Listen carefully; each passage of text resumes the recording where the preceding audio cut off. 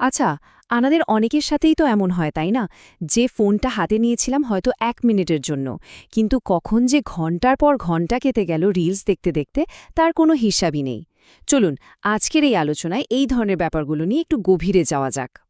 অথবা social media খুললেই যখন সবার সাফল্যের নানা রকম পোস্ট চোখে পড়ে, তখন কি মনের কোণে এই প্রশ্নটা উঁকি দেয়? আর এমন অনুভূতি কি হয় যে কোনো একদিন সকালে ঘুম থেকে উঠে মনে হচ্ছে আত্মবিশ্বাসে ভরপুর, কিন্তু ঠিক তার পরের দিনই মনে হচ্ছে সবকিছু কেমন যেন এলোমেলো, দিশাহীন? যদি এই প্রশ্নগুলোর কোনো একটির সাথেও মিল খুঁজে পাওয়া যায়, তাহলে আজকের এই আলোচনাটা হয়তো বেশ কাজে আসতে পারে। ব্যাপারটা অনেকটা এরকম, আমাদের মনটা যেন একটা সফটওয়্যার, যা কিছু নির্দিষ্ট বিশ্বাস আর প্যাটার্নের কোড দিয়ে চলে, আর মাঝে মাঝে এই কোডে কিছু বাগ বা ত্রুটি দেখা দেয়। চলুন, আজ ছাত্রজীবনের এমনই 3টি কমন বাগ আর সেগুলোকে ডিবাগ করার উপায় খুঁজে বের করা যাক। তো আমাদের লিস্টে প্রথম ব্যাগটা কি? সেটার নাম ফোমো, মানে ফিয়ার অফ মিসিং আউট। সোজা বাংলায় বললে পিছিয়ে পড়ার ভয়। এটা এমন একটা অনুভূতি যা আমাদের সারাক্ষণ কেমন যেন একটা তুলনার খেলায় নামিয়ে দেয়।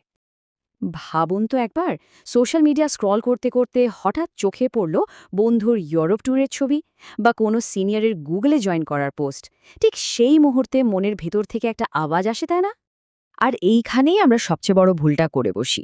আমরা আসলে আরেকজনের জীবনের সাথে নিজের তুলনা করছি না, আমরা তুলনা করছি আমাদের গোটা জীবনের, মানে আমাদের সব ভালো মন্দ স্ট্রাগল মিলিয়ে পুরো জার্নিটার সাথে তার বেছে বেছে বানানো একটা হাইলাইট রিলের। একটা জিনিস মাথায় গেঁথে নিতে হবে, আমরা যা দেখছি সেটা জীবন না, ওটা কন্টেন্ট। তাহলে প্রশ্ন হলো, এই চক্রটা ভাঙা যায় কিভাবে? 3টা সহজ কিন্তু দারুণ কাজের উপায় আছে। প্রথমটা হলো ফোন ফ্রি টাইম, মানে দিনের মধ্যে কিছুটা সময়, ধরা যাক রাতে 1 ঘন্টার জন্য ফোনটা সাইলেন্ট করে অন্য ঘরে রেখে দেওয়া। দ্বিতীয়টা হলো গ্র্যাটিটিউড জার্নালিং, মানে প্রতিদিন এমন 3টে জিনিসের কথা লেখা যেগুলোর জন্য আমরা কৃতজ্ঞ। এই ছোট্ট অভ্যাসটা আমাদের ফোকাসটা যা নেই থেকে সরিয়ে যা আছে সেদিকে নিয়ে আসে। আর সবশেষে নিজের সোশ্যাল মিডিয়া ফিডটাকে একটু পরিষ্কার করা, মানে যে প্রোফাইলগুলো দেখলে নিজেকে ছোট মনে হয়, একটু খারাপ লাগে, সেগুলোকে সিম্পলি আনফলো করে দেওয়ার। আচ্ছা, এবার আসি আমাদের দ্বিতীয় ভাগে, প্রোক্রাস্টিনেশন বা সোজা কথায় কাজ ফেলে রাখার অভ্যাস। আর প্রথমেই একটা ভুল ধারণা ভেঙে দেওয়া যাক, এটা কিন্তু কোনো আলস্য নয়, একদমই না। এটা আসলে একটা মানসিক প্যাটার্ন। অনেক সময় আমি যথেষ্ট ভালো না বা আমি কাজটা ঠিকমতো করতে পারবো না, এই ধরনের চিন্তাগুলো আমাদের ভেতরে যে একটা কষ্ট দেয়, সেই কষ্টটা এড়ানোর জন্যই আমরা কাজটা শুরুই করতে চাই না। আর এভাবেই একটা চক্র তৈরি হয়ে যায়, কাজ ফেলে রাখা, তারপর ডেডলাইনের ঠিক আগে আতঙ্কিত হওয়া, কাজটা কোনো রকমে শেষ করে নিজের উপর হতাশ হওয়া, আর তারপর প্রতিজ্ঞা করা পরের বার থেকে আর এমন হবে না। কিন্তু পরের বারও ঠিক একই জিনিস হয়। আর এই পুরো চক্রটার পেছনে আমরা নিজেদেরকে একটা বেশ আরামদায়ক গল্প শোনায়, ইস, আর একটু যদি সময় পেতাম না, তাহলে দেখিয়ে দিতাম। এই গল্পটা হয়তো আমাদের ইগোকে সাময়িকভাবে বাঁচিয়ে দেয়, কিন্তু দিনের শেষে মনের শান্তিটাই কেড়ে নেয়। তো এই চক্র ভাঙারও দুটো খুব সহজ হ্যাক আছে। প্রথমটা হলো 5 মিনিট রুল। নিজেকে শুধু এইটুকু বলা যে পুরো কাজটা শেষ করতে হবে না, জাস্ট 5 মিনিটের জন্য বসব। বেশিরভাগ সময়ই দেখা যায় ওই শুরু করাটাই আসল চ্যালেঞ্জ। একবার শুরু হয়ে গেলে মোমেন্টাম চলে আসে। আর দ্বিতীয়টা হলো মাইক্রো স্টেপস, মানে বড় একটা কাজকে একদম ছোট ছোট ভাগে ভেঙে ফেলা। যেমন আজকে পুরো রিপোর্টটা লিখব, এটা না ভেবে প্রথম স্টেপ হতে পারে শুধু ল্যাপটপটা খুলব, ব্যাস। তারপরে স্টেপ, একটা ওয়ার্ড ফাইল খুলব। এই প্রত্যেকটা ছোট ছোট জয় আমাদের ব্রেইনকে একটা সিগন্যাল দেয় যে কাজটা এগোচ্ছে। আমাদের 3 নম্বর ভাগটা একটু অন্যরকম। এর নাম ক্লারিটি ক্রাইসিস, মানে স্বচ্ছতার সংকট। এটা হলো সেই অনুভূতিটা যখন মনে হয় ভেতরের কোনো কম্পাসই নেই, কোন দিকে যাব, কি করব, কিছুই পরিষ্কার না। আর যখন ভেতরের কম্পাসটা কাজ করে না, তখন আমরা কি করি? আমরা বাইরের দিকে তাকাই, অন্যদের দেখি তারা কি করছে, কোন পথে যাচ্ছে, আর তাদের সাথে নিজেদের তুলনা করে একটা পথ খোঁজার চেষ্টা করি। আর এর ফলেই আমরা অনেক সময় হুটহাট করে এমন সব সিদ্ধান্ত নিয়ে ফেলি যা হয়তো আমাদের জন্য ঠিক না।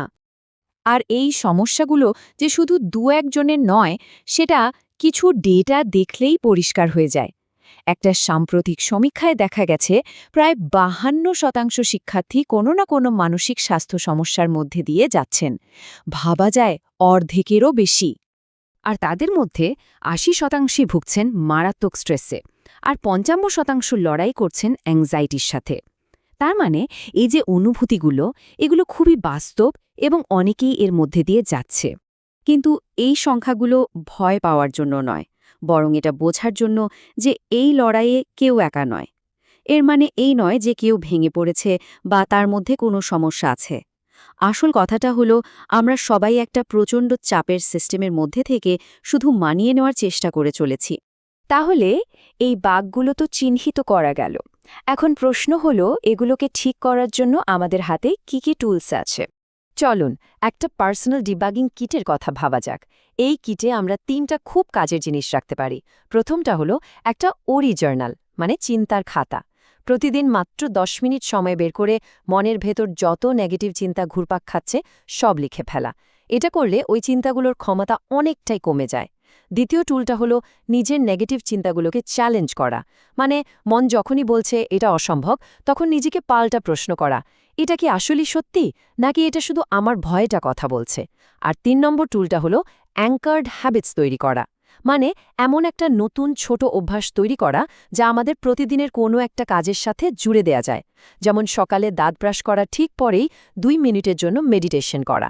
এই ছোট ছোট জয়গুলোই কিন্তু ধীরে ধীরে আত্মবিশ্বাস বাড়িয়ে তোলে। তো এবার সময় হয়েছে নিজের কোডটা আপডেট করার। আর এই পুরো আলোচনার সবচেয়ে জরুরি কথাটা হলো এটাই, আমরা শুধু আমাদের কোডটা নই, আমরা হলাম সেই কোডের প্রোগ্রামার। তার মানে কি? তার মানে হলো এই কোডটা বদলে ফেলার, নতুন করে লেখার ক্ষমতাটা কিন্তু আমাদের হাতেই আছে। আর এই বদলটা আনার জন্য 3টা খুব সহজ স্টেপ নেওয়া যেতে পারে। স্টেপ 1, এমন একটা প্যাটার্ন বা অভ্যাস বেছে নিন যেটা বদলাতে চান।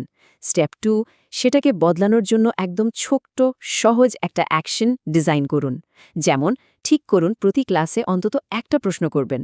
আর স্টেপ 3, এই প্ল্যানটা কোনো বন্ধুকে বলুন বা কোথাও লিখে রাখুন। এতে একটা জবাবদিহিতার জায়গা তৈরি হয় যা আমাদের লেগে থাকতে সাহায্য করে। আসলে আমাদের মনে রাখতে হবে, আমরা কেউ আটকে নেই।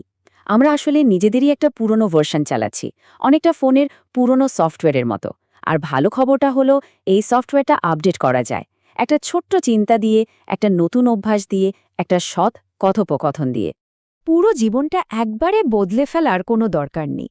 শুধু আজকের জন্য ভাবুন, ছোট্ট একটা পদক্ষেপ, প্রথম একটা লাইন।